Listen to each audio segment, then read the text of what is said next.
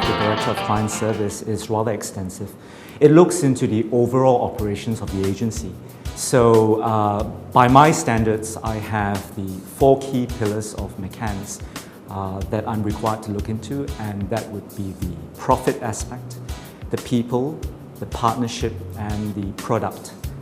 These are the 4 areas, and the Client Service Director is essentially responsible for ensuring that the 4 pillars are well managed.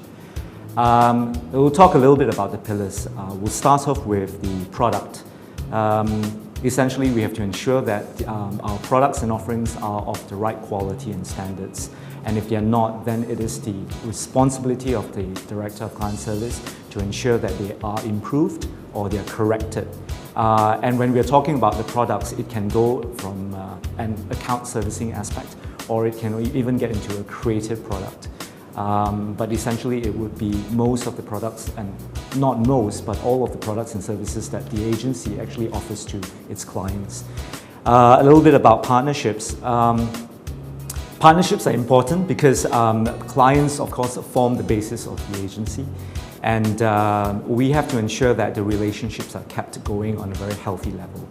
We have to ensure that the client's expectations, requirements, and needs are looked into, and where they are weak, we have to improve them.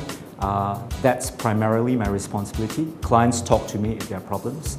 Of course, I like to see it as if there are any positive comments about the agency, the clients will also talk to me about it. In terms of profitability, we need to do regular forecasts of our revenues for the year. And we have to ensure that in terms of the forecast, we meet them. And I would share the revenue tabulations with the team to ensure that we're on track. And if we're not, then I would have to highlight the areas where we're not on track and which teams then have to compensate for the revenues which are not quite up to par. The 4th aspect of it will be our people. I have to ensure that we hire the right people. We have to get in good talents of quality, and we have to ensure that they progress as the agency progresses. So in terms of their progress, we have to ensure that they have the right KPIs. We monitor their performance, and also in terms of reviews. We do regular reviews with our talents to ensure that their weaknesses are corrected and their strengths are recognized. This would be the key areas of my role as the CSD of the agency. When I was in school, actually in university, I was doing law, so I'm a lawyer by profession. What happened after that was that when I came back to Malaysia, I had some friends who were in advertising, and I found it to be interesting because the nature of the profession is rather fluid. Things change. They are regularly mobile and they're not always stuck in the office. I like the idea of them having to go meet clients and have relationships with their clients, not only within the confines of the office but outside as well. So when I told my dad that I wanted to do advertising, he fell off his chair, of course, after spending all that money. But nevertheless, I pursued it. I went into it because of a couple of reasons. I had reasons why I wanted to do it apart from having seen what my friends did. One was the fact that I was reasonably articulate, not terribly, but reasonably articulate. And I felt that I could communicate ideas and be conversant on strategies and about topics of different natures. And I felt that that was a strength that I could actually use because this was a business of communication. And it always dealt with having to talk to people. The second aspect is from my training as a lawyer, and when I was in university, what we were required to do was to have a lot of analysis and to have a lot of observations done on different case studies. That allowed me to actually distill a lot of information and then translate them into workable solutions. And I felt that these were the things that perhaps the account management person would do apart from just running errands for the clients, which I don't believe in actually. I took these along and went into advertising and hoping to make a change. And I felt that yes, there was certainly an opportunity for me there to establish stronger relationships between people and things. And as a result, I found my calling. But what I need to say here is that we need to have very strong, grounded reasons why we want to come into the industry. My reasons were that, and that carried me forward. But I felt that they were valid, and 15 years later, I'm still here. So that must say quite a bit about what I feel about the business. One of the things that I felt about my experiences in advertising was to be able to walk into a presentation, knowing your strategy and knowing that you have a great creative product, and coming out of the presentation after you've impressed all the clients, and then feel that you've actually nailed the presentation. The best part about it is that when your clients are happy with the presentation, they are convinced that we're on the right direction, and finally, even having to, even winning the presentation, and when the results come out, that would be something that's truly gratifying, and I get a lot out of it when it comes to that experience. The second thing about having inspiring moments is about the people that I meet in the business. I've listened to a lot of great advertising people talk, and some of my most inspirational moments have actually come from Yasmin Ahmad, the late Yasmin Ahmad.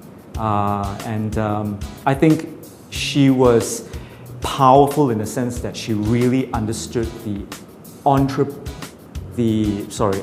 people aspect of the business, how she understood consumers and how she looked into anthropology and how she understood how people thought and how people behaved and translated that into great advertising.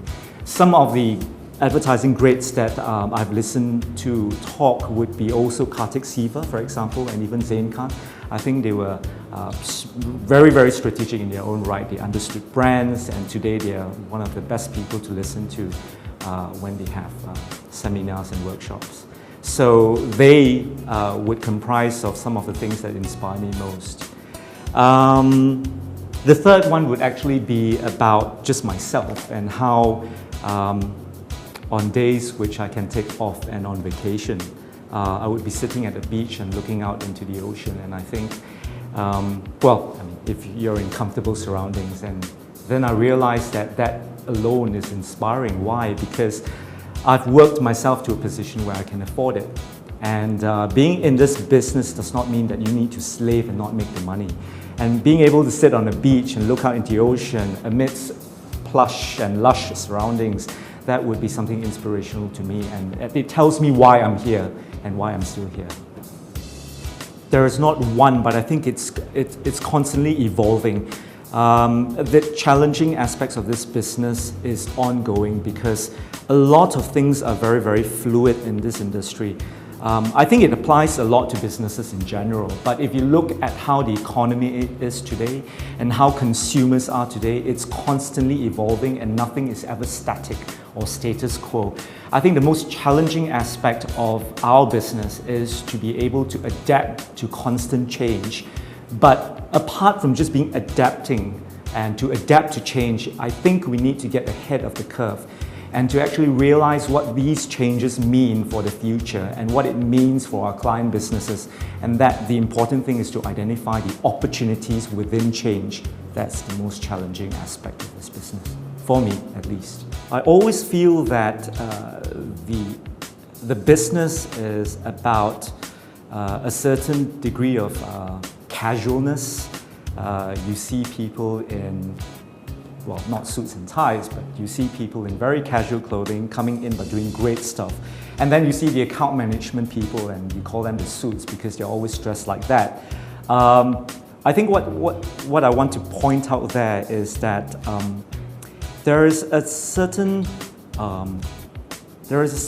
aspect of fun in how you can punctuate the monotony of a white-collar profession and introduce the creative product, which makes it very exciting and makes it new and innovative every day.